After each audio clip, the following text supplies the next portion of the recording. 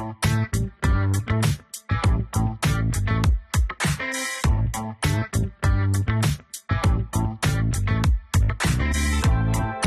to Running on Ice, the coolest community in freight. I'm your host, Mary O'Connell, bringing you the latest tech updates, warehouse news, and everything happening in the cold chain world. Not only is there the coolest show in freight, but there's also Running on Ice, a newsletter that could not be colder. You can subscribe to that on freightwaves.com/runningoниce.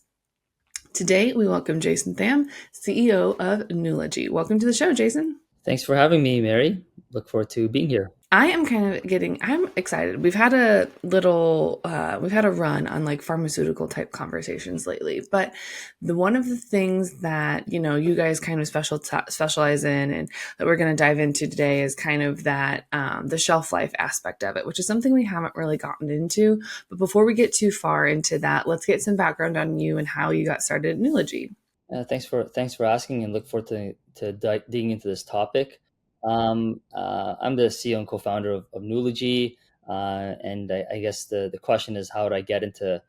Most people ask, like, how does anyone get into supply chain, let alone technology and supply chain? And mine is maybe a little bit more of an obvious story in the sense that I was a practitioner working in supply chain, but even going back previous to that, my sister, myself, I have a twin sister growing up. Around the dinner table, my father was a professor in a university, teaching, doing his doctoral work in supply chain, in AI in supply chain. So even pre, AI or NVIDIA or anything like this, kind of growing up, absorbing through osmosis around the dinner table, we kind of heard around like, well, how did this product get to the dinner table or things like this. So I kind of absorbed that, but that probably inspired me to go into engineering a little bit.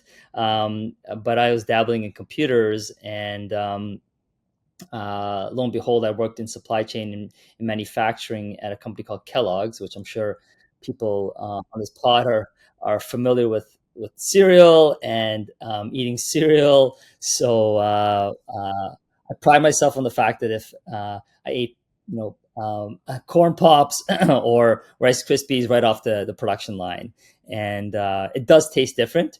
But what I learned there is like how complex the supply chain is, and observed that there was a lot of outsourcing of manufacturing and packaging from a brand and a cereal box at that point that was, at the breakfast table.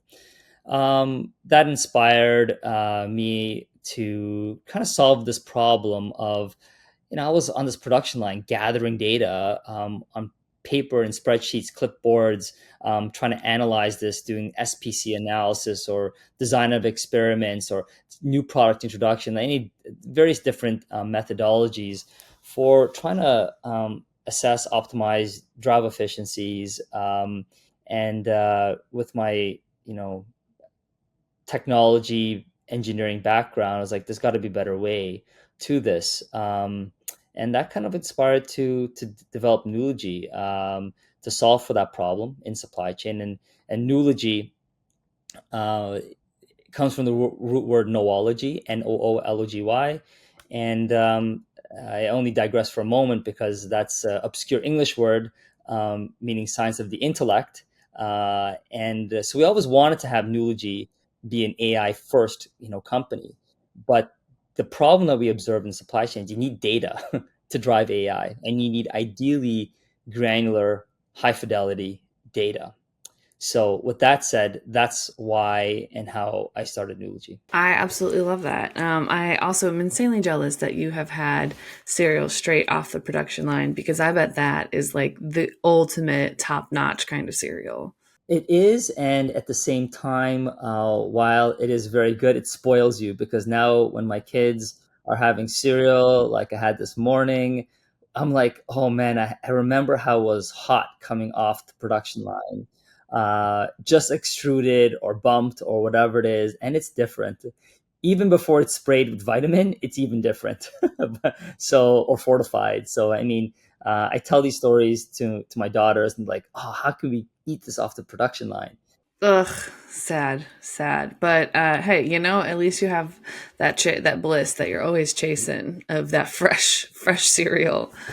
But getting into your life here at Nulogy, you kind of mentioned that this is something that I have talked about at length, and that is, you can have AI, but you need that data. And then you also need someone to take that kind of analysis that AI or machine learning or whatever anybody wants to call it these days. You need to still have someone to sit there and take that data that's been put out and kind of make an action plan from it. Because, like, otherwise, you have this very fancy tool that can manipulate a bunch of data, but it's just a matter of, making an actionable plan and having someone there to interpret it. So that's something that I have always shouted from the rooftops, that we love technology. We love the ability to have insane data processing, but you still need to be able to read it and take an actionable plan from it. And that seems to be something that you guys have done like a whole business on, is kind of taking that actionable data and put that predictive kind of analytics into the demand forecasting. So kind of how is that like a natural result that came out of you guys starting this business? Yeah, I was always very curious about the fact that us as humans, we have a gut instinct that we may think that we know the answer, especially when the universal tool within supply chain seems to often be, even till today, spreadsheets. So it's very easy to modify a cell and put in some data and almost like tell yourself a story that, oh, this has got to be the demand, or this has got to be the supply, or this has got to be this. And very well, sometimes our gut instinct could be, right. At the same time, with the fact that we have more data at our fingertips, uh, and everyone realizes that we're in a disruptive supply chain, and I'm going to use a different word, like it's a high entropy environment. When I say entropy, it's like a highly unpredictable, complex environment. So there's what, 7 to 8 billion of us humans on the planet. We all have different needs. We all have different preferences. We all have different conditions in the pharmaceutical, supply chain. Um, uh, God forbid there is a pandemic that requires some sort of meds to in a certain region and so forth. But who would have thought, right? Who would have predicted that? You couldn't say instincts could have predicted these things. So there's going to be these black swan events for sure. But if you have the data and can rely on real data and patterns, versus gut feel, then you can improve your demand forecasting. What we say at Nulogy, though, is no matter how much you forecast, agility beats forecasting. What I mean by that is the demand in the forecast will almost always be wrong. The question is by what level of variance? What's the deviations of that forecast will you be off? So if you have a more agile supply chain that can respond, or responsive supply chain to a demand, the actual demand, then you can then meet that demand or understand your supply and match that against the demand. So I think it's very important to a recognize we have this high entropy environment. That variability is the enemy of supply chain. So you want to use data to be able to look at the patterns that our eyes and our instincts can't see. But then, moreover, even what's better is to enable agility in the supply chain so that when, not if, when that forecast is off, a supply chain can respond. When it happens, not if it happens, because it will happen. It's just give it like a day and it'll something will happen. But I do think that there is a huge point to be made there about, you can have all of the plans in the world and you can have all of these backup plans and all of these, like, I'm forecasted down to the exact day, month, week, etc. And I know what my customers are going to need. That's still can all be washed away in an instant, depending the second some unprecedented circumstance happens. And since we seem to live in a time of unprecedented events, it truly is a matter of when the next one's going to happen, because you never know when a snowstorm could come and, shut down a warehouse for a few days because they can't get to it, or a hurricane, or any natural disaster. That's even before getting into demand that is actual of like consumers and people that use products. So I think that that's something that that it couldn't that is not necessarily looked at enough. Yes, no, and to that point, I mean, you talking about snowstorms and weather patterns and so forth, and there's an unpredictability to that, and many would argue even a greater unpredictability to it because of our climate and climate changes, and that's ambient information. That's not primary information of direct demand signals, but can be indicator to a model to share, like, oh well, maybe at this point in time there's going to be a greater need for snow shovels or umbrellas. I'm just using a very simple example there. But if the flu season, pharmaceuticals, we have a lot of pharmaceutical products that are being made, packaged, distributed in Nulogy's multi-enterprise platform. And when we talk to our customers, they're always looking at, like, is it an early winter? Is flu season hitting earlier? And there will be, well, indications of the effectiveness of those who've taken, like, the flu vaccine, like the flu vaccine. But B, like, in certain regions in the world, has there been a flu outbreak in the previous season, like in, and then that can also be an input into, like, whether even a few years ago, just simple over-the-counter meds were of short supply, maybe because people were hoarding it, but also because it was an early flu season. So those are the kind of things that kind of go into these models, and whether you kind of push or can pull. And I think the push versus pull supply chain is something that a lot of us are familiar with. I can push a lot of inventory to a store shelf and kind of guarantee that availability, but then also then it's waste. It's tied up capital, working capital, inventory, and obviously there's expiry date and so forth and all that kind of stuff. And you don't want to necessarily be all push, but you need some buffer there. Ideally, if everything could be pulled and made on demand, then great. And that goes back to this sensing. I think that there's a lot of time spent on demand forecasting, demand sensing, but, like, how about supply sensing? Like, can I sense in my supply what's available? Can I sense what's that agility factor or resilience factor to be able to respond to a higher variance in my demand forecast? Because that can also tell you whether or not um, uh, I can respond to that, you know, weather pattern, or early flu season, or something that might affect my demand. I kind of like that sensing vibe, because, excuse me, it feels like it's just kind of running around for you. And it's kind of like, instead of that gut instinct of like, okay, I know around October, I need to maybe have more flu supplies on hand, because that's really is kind of when flu season gets up and going. And so instead of kind of having just like that hunch or that gut feeling of, oh, I've done this for a long time, I know demand usually picks up around this time. I kind of feel like that sense aspect runs in the background, so you don't have to sit there and go, well, it's around this time of the year, so I think we're going to have some extra flu supplies. But in reality, like, you just kind of have this program that's kind of monitoring things, and should something kind of pop up that's atypical, then that kind of alerts you. Or at least that's kind of how I was envisioning it, because it seems like it's kind of taking all of the day to day and kind of that kind of inventory situation. It's kind of just monitoring it, going, you're good for now, like, don't worry about it. But then when you're not good, we're going to let you know. And I really like that aspect of AI and machine, and of honestly AI and technology, is that it's kind of automating all of that, and it's just letting you know about those exceptions when they pop up.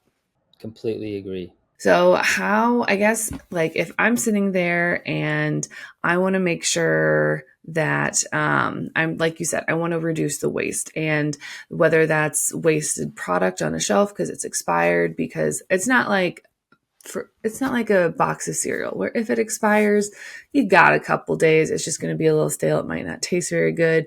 I would not recommend eating expired cereal, but you can with very little side effects for the most part.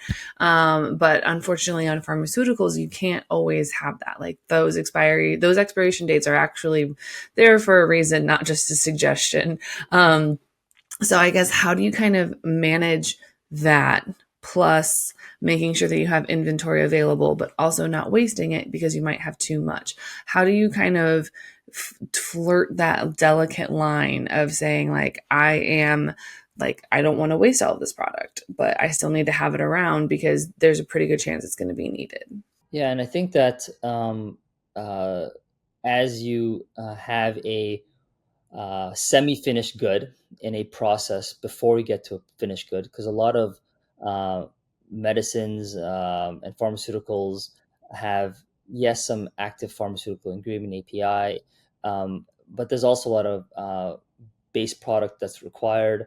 There's often a multi-stage process to make that finished good. So there's this concept that I would describe as, converting a component or the APIs into finished good, and when to do that.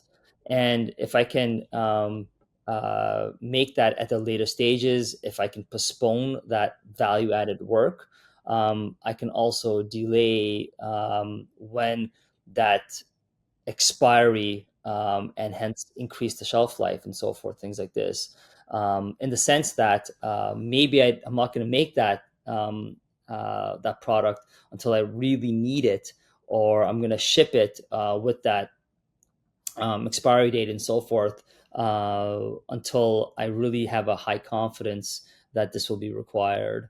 So, if I have visibility, transparency, into my supply base, into my tier one, tier two, my suppliers of both raws and packs, and contract manufacturers, of what is available to be made, and also have a sense of what is a forecast to of the demand, then I can have a bit of a postponement strategy to figure out, when certain products should be made at what stages, to maximize the availability on shelf, but also the expiry or the shelf life when it gets on shelf, if that makes sense. And I think that the limiting factors often is because there's multiple,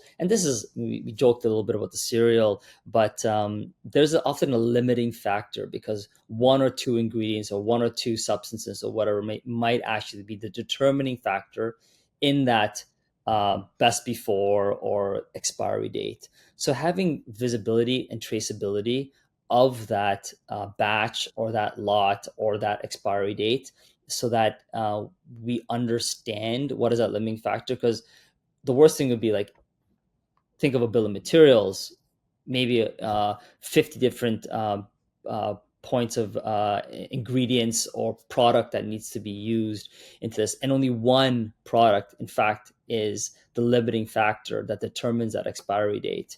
That's very important to also have transparency and visibility into. That thing that kind of like, it makes a lot of sense because the same way that it just it just makes so much sense. The same way that like you would have like, so for example, I know we're talking about pharmaceuticals, but I like a nice brownie example. You would have all of the ingredients for your brownie mix, and so for the most part, your flour, sugar, and your dry goods, they can sit on the shelf for a while, like they're fine. But as soon as you add the eggs or other stuff in, those are the things that are going to expire soon. And then once that brownie is made, then that shelf life becomes even shorter before it's potentially a wasted good. So I absolutely love that approach can be taken to kind of the waste management within the pharmaceutical sector as well, because you kind of have all the ingredients on hand, but I'm only going to mix them together and make the brownie, or in this case, a pharmaceutical, when I need it. And I really absolutely love that. Yeah, and it's not just, you think, because you brought up the egg example. If we're going to a supermarket, how many times have we looked at the expiry date of the milk or the eggs? You don't often People don't take the first one that's available, right? So it's not first in, first out. It's first expiry, first out, right? Is what they put there. So FIFO versus FIFO. So having those algorithms, and at least in Nulogy, we have those algorithms to be able to, like, hey, I want to pull first expiry first versus first in, first out kind of thing. So those are the things that can optimize and minimize the waste. And that is stuff that I absolutely love, because it's things that you don't even think about. Like, yeah, a company's like, oh, I want to waste less product. I want to, I don't want as much thrown away on the shelves, because, ultimately it affects profits. And, we don't love it for a carbon situation either. But, the best part is like that, to have this technology that really can get drilled down into the accuracy and the expiration dates and really kind of help people create a smarter, more strategic plan. It is just chef's kiss perfect, because it's solving so many problems that everyone's single-handedly trying to address. But why not have a piece of software that does most of the heavy lifting for you? Yeah, I mean, and I think it's so key to recognize that us as humans, we've been, like I say, instinctively, um, have a bias. Everyone has a bit of a bias to the data, but leveraging uh, true data and patterns within that data and things that we cannot see because we have the technologies today, then and that's about trust, right? That's about trusting the data, trusting the algorithms, and improving upon them. And machine learning allows one to, like, look at the outcome and having closed loop analysis, can say, like, well, did that actually improve my on time and in full? That improve my availability? That improve my customer service? And I think that's why, or one of the many reasons why, it's an exciting time to be in supply chain. I am so here for it. I feel like specifically the cold chain and all of pharmaceuticals are really getting the tech upgrade and facelift that most of the dry van side of supply chain has gotten over the past few years. And I'm excited for it, because there's a lot to be done. But yeah, I'm really looking forward to the future. Speaking of the future, we are jumping to my favorite part of the show, where we get to ask everyone the same question. And Jason, you that are no exception. So I'm going to hit you with the toughest question of all today. Cereal considered a soup? Being a cereal guy, as I shared it initially, and working on it, I think I would uh, not do any good by saying cereal is a soup, because I don't think Kellogg's, at least part of me, is a K guy, and it'll be like, well, I worked on soup lines. I think we worked on cereal lines, and the logic is, maybe call me traditional. I don't have hot cereal, and usually, at least, or at all. So that, that's why I would say cereal is not a soup. But I'm open minded to hearing and accepting other people's point of view. I mean, I've heard a lot, and people have brought up some great cases, and they have brought forth some strong evidence. But I am also a cereal is not a soup girl. Also, because as everyone that's listened to the show knows, I'm a monster that doesn't eat milk with my cereal. So I just like to eat the dry cereal, because I'm weird like that. I'm a crunch person, and I like dry cereal provides the best crunch. It would be misleading if you went to a hotel and in the morning said, someone asked you, would you want some soup this morning? So if we have the term cereal, let's be specific. And on that note, with supply chain, it's very important, I think, to have the vernacular and semantics right. So let's leverage them versus souping everything, putting everything in the same soup. That's another reason why I would say let's call it cereal. Let's call it what it is. Uh, but valid question, because all questions are valid. All right. I love it. Again, a man that brings it back around full circle.